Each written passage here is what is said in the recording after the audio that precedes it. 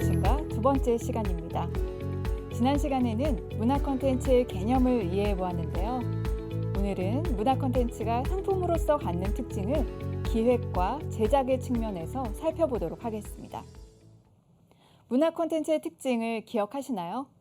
기존의 문화를 반영하여 만들어지고 콘텐츠를 즐기는 사람들로부터 새로운 문화가 만들어질 수 있습니다. 그리고 시장에서 문화 콘텐츠는 상품의 형태로 유통되고 소비되죠.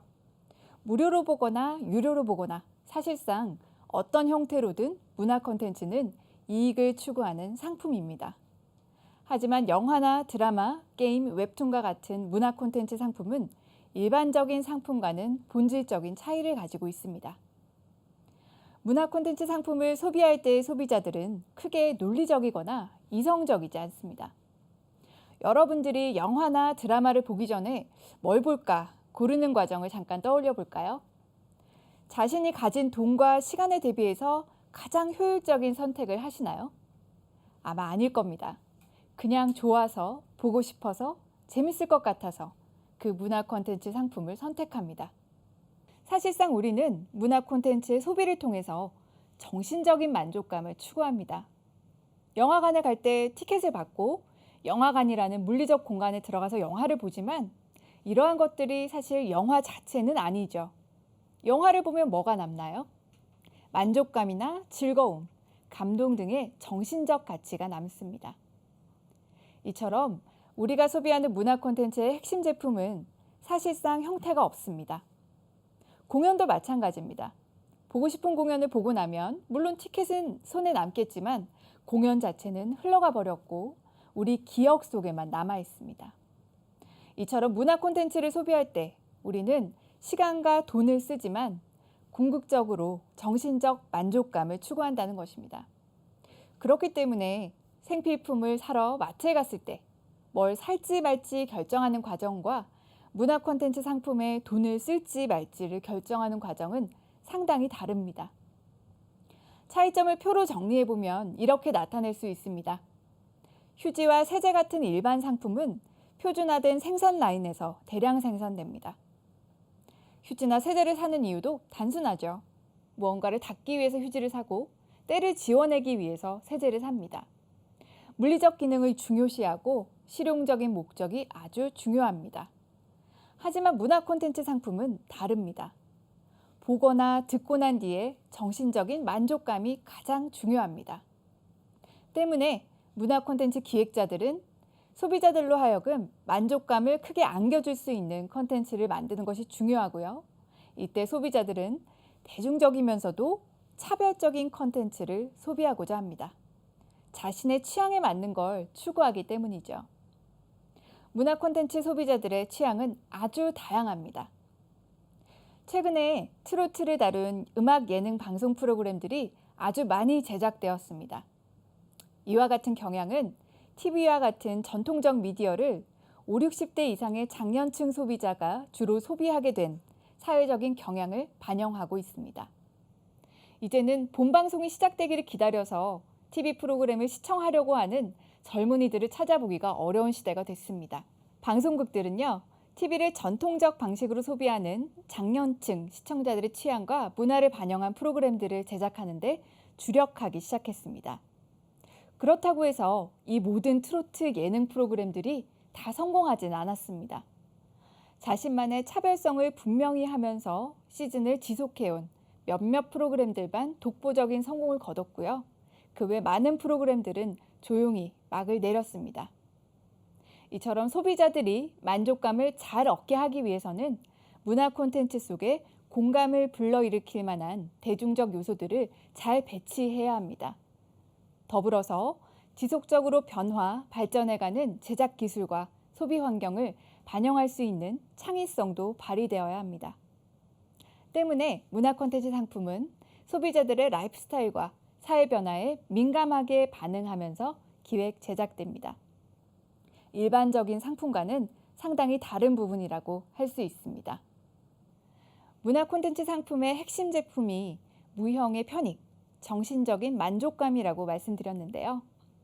실제로 문화 콘텐츠 산업의 산업 구조도 무형의 자산을 기반으로 합니다. 바로 저작권입니다. 영어로 Intellectual Property, 줄여서 IP라고 하죠.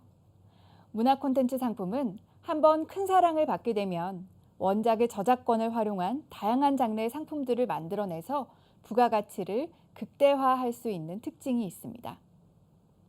이걸 국내에서는 원소스 멀티유즈라고 표현하기도 합니다. 최근에는 특히 웹툰이나 웹소설을 원작으로 하는 드라마나 영화가 큰 성공을 거두는 사례가 많았습니다. 드라마나 영화에 비해서 상대적으로 낮은 제작비가 드는 웹툰이나 웹소설과 같은 컨텐츠 형식으로 먼저 출시한 다음에 소비자들의 사랑을 많이 받게 되면 같은 컨텐츠를 큰 규모의 제작 투자가 필요한 컨텐츠 형태로 만들어내는 거죠. 투자 성공의 가능성을 높이고 IP를 활용해서 원작의 가치를 높이는 비즈니스 모델입니다. 이러한 IP의 개념은 스토리를 기반으로 한 컨텐츠 상품뿐만이 아니라 이제 아티스트들에게까지 적용되고 있습니다. 이처럼 문화 콘텐츠 상품의 실제 핵심 제품은 형태가 없다라는 것이 가장 큰 특징이라고 할 수 있겠습니다.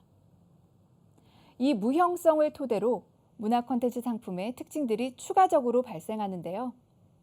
성공한 문화 콘텐츠 상품을 재생산하는 비용이 아주 낮습니다. 전통적인 제조업의 경우에는 어떤 상품이 시장에 좋은 반응을 얻으면 열심히 생산 라인에서 만들어내야 됩니다. 원자재가 계속 필요하고 생산 라인을 가동하기 위해서 필요한 비용도 계속해서 추가적으로 발생합니다. 하지만 디지털화되어 있는 많은 문화 콘텐츠 상품들은 재생산 비용이 거의 제로에 가깝습니다. 그렇기 때문에 한 작품이 큰 성공을 거두면 투자 비용을 회수하고 난 뒤에 순수익을 얻는 시점이 일반 상품에 비해서 상당히 빠르고 그 규모도 상대적으로 큰 편입니다. 이와 더불어서 문화 콘텐츠 상품은 같은 상품을 다른 매체 시장에 순차적으로 팔면서 지속적인 수익을 추구할 수도 있습니다. 영화 한 편을 만들어서 영화관, 비디오, 디지털 TV, 유료 케이블, 지상파 TV 등 여러 판매처에 공급할 수 있죠. 이걸 창고 효과라고 이야기하기도 합니다. 공급할 때 특별한 재생산 비용이 들지 않죠. 같은 상품으로 부가가치를 지속적으로 높일 수 있는 시장 환경을 문화 콘텐츠 상품은 가지고 있습니다. 물론 최근에는 대부분의 영상 콘텐츠를 OTT와 같은 온라인 플랫폼에 가장 먼저 런칭하는 경우도 많긴 한데요. 소비자들은 여전히 아주 다양한 형태로 콘텐츠를 소비하고 있기 때문에 창구 효과도 아직은 유효하다고 볼 수 있습니다. 일반 상품과 비교했을 때 문화 콘텐츠 상품이 갖는 또 하나의 큰 특징은 경험제적 특성을 지녔다는 것입니다. 실제로 소비하기 전엔 그 콘텐츠가 내 마음에 들지, 들지 않을지 미리 알 수가 없습니다. 화제를 모으며 개봉된 영화가 큰 성과 없이 조용히 막을 내리는 경우, 큰 기대를 갖고 첫 방송을 기다렸던 드라마가 예상보다 너무 재미가 없는 경우가 아마 한 번쯤은 다들 있으셨을 겁니다. 직접 보거나 듣거나 읽기 전에는 그 문화 콘텐츠 상품이 나의 취향에 맞는지 맞지 않는지를 미리 알기 어렵습니다. 나랑 가장 친한 친구가 재밌게 봤다고 추천을 해도 정작 나한테는 재미없는 경우가 많으시죠? 이걸 기획자나 제작자의 입장에서 보면 어떨까요? 내가 만든 문화 콘텐츠 상품이 시장에서 사랑을 받을 수 있을지 없을지가 아주 불확실합니다.